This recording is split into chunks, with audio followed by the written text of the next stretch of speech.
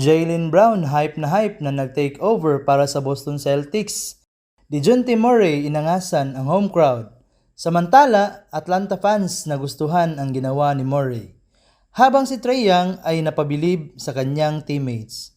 Boston Celtics versus Atlanta Hawks. Sa first quarter, maagang nakascore si Jaylen Brown kasama na dito ang isang fast break dunk. Sa kabilang banda, DeJounte Murray may pagbawi ng isang driving layup. Nagmistulang man of the quarter si Brown dahil sa kanyang pag-take over.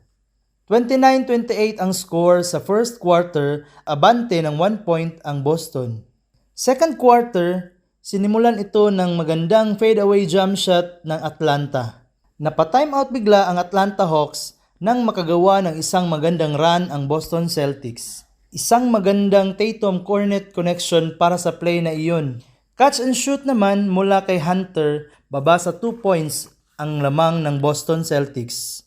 Skip pass naman para kay Murray at pasok ang 3-point shot na ito. Isang mismatch ang nahanap ni Tatum sa gitna. Porzingis against Bogdanovic. Basic na jump shot lang para kay Porzingis. May pabang shot ang leading scorer ng Atlanta Hawks. This time, palitan ng score ang dalawang leading scorer ng dalawang team. DeJounte Murray nag-spin move sabay pull-up jumper sa harap ni Jaylen Brown. May pagbawi agad si Tatum. And one play naman mula sa isang 1v1 sa right corner. Abante ng 4 points ang Boston Celtics nang nakapag 3 points si Porzingis bago matapos ang second quarter. Sa third quarter, magandang ball movement para kay Tatum, Porzingis at White.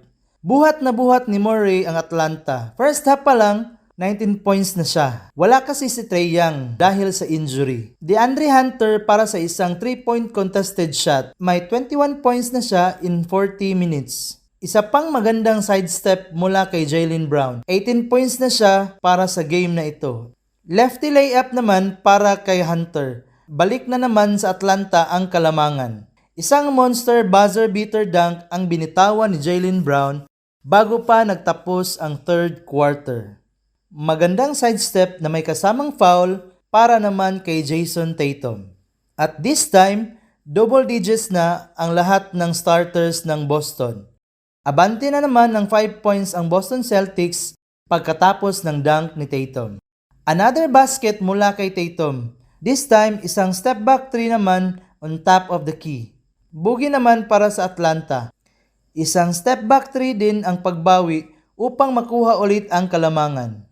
2 minutes remaining, inararo ni Jason Tatum ang bantay sa gitna. 2 points ito para kay Tatum.